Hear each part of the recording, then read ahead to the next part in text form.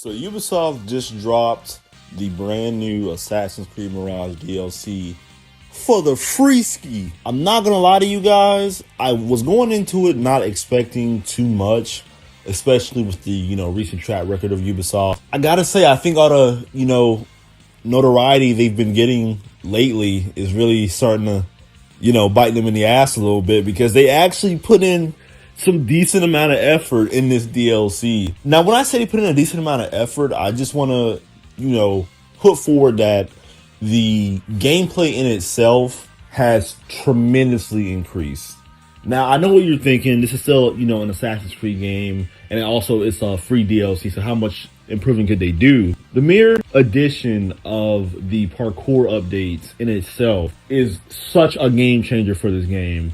I cannot describe to you guys how it felt to freely jump around an actual parkour playground. It's just it took me back to playing Assassin's Creed 3 and 2 and Black Flag and all those older games before we had the RPG overhaul.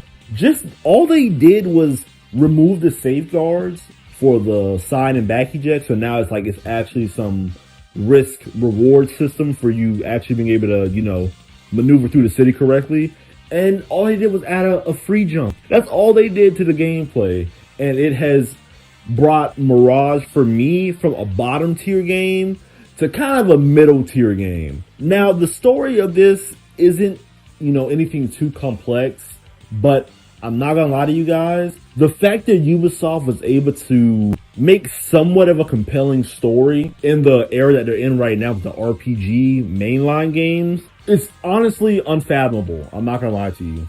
Now, the last time I actually felt something for an Assassin's Creed game was just about, 8 years ago, I believe at this point, back in 2017 with Origins. Now, Origins is an RPG game, but unlike the most recent ones like Odyssey, Valhalla, Shadows, and even the main game Mirage, Origins kind of follows a linear path where you don't have to pick the decisions. You know what I mean? It's not as robotic as the newer RPG games may be. And in this DLC, there's such a compact, concrete story. Granted, is it something that might be a little cliche? Finding your forgotten loved one is kind of a cliche storyline, but it was done pretty well in this game.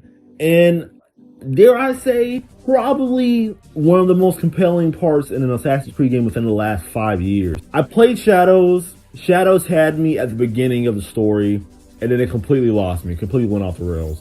Mirage, main campaign, utterly almost nothing there.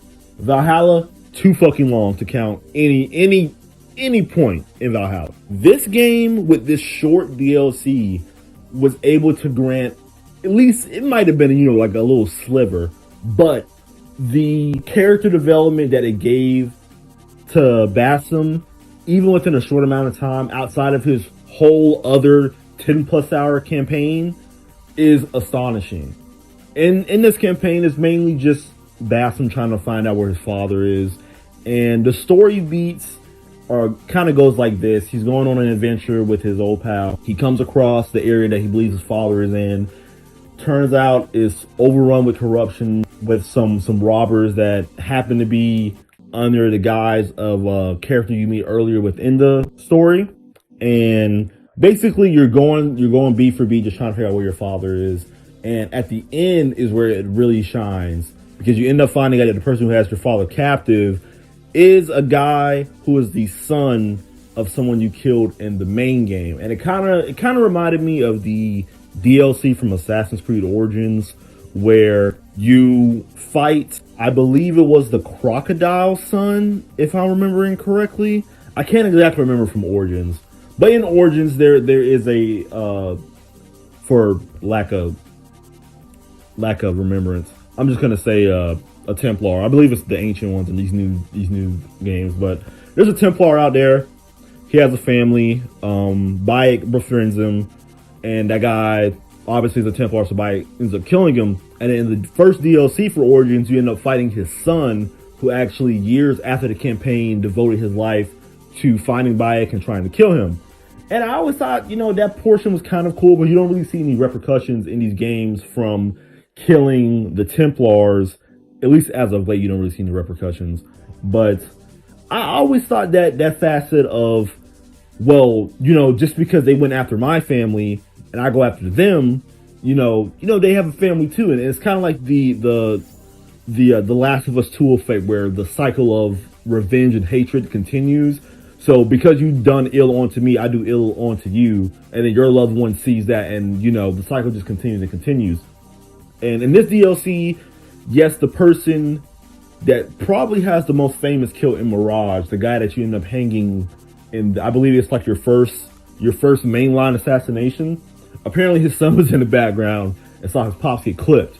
So now he decided a dad for a dad. So towards the end of this DLC, Batson ultimately ends up getting the kill on the guy. So everything he was doing was kind of for nothing. But it hits a chord for me in a way that I don't think these games have done in a very long time. But he finally meets up with his father, and earlier in the game, you actually have like little flashback sequences where you can see Bassum's, remembering some good moments with his dad. But at the end here, the guy's first words to Bassum is, "Are you looking for your father? I don't think your dad's here. Like, I don't think he's here." And that alone, I don't know what happened to me, but I instantly locked in. And you end up finding out that basically Bassum's dad doesn't even really remember his son at all, due to just time, and he's also a very old man. And you end up finding out that Bassum's dad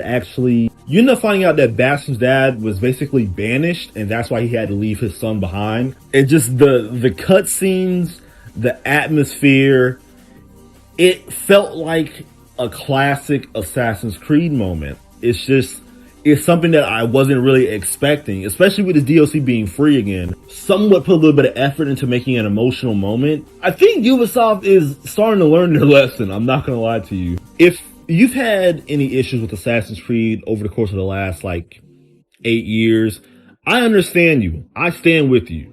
You know what I'm saying?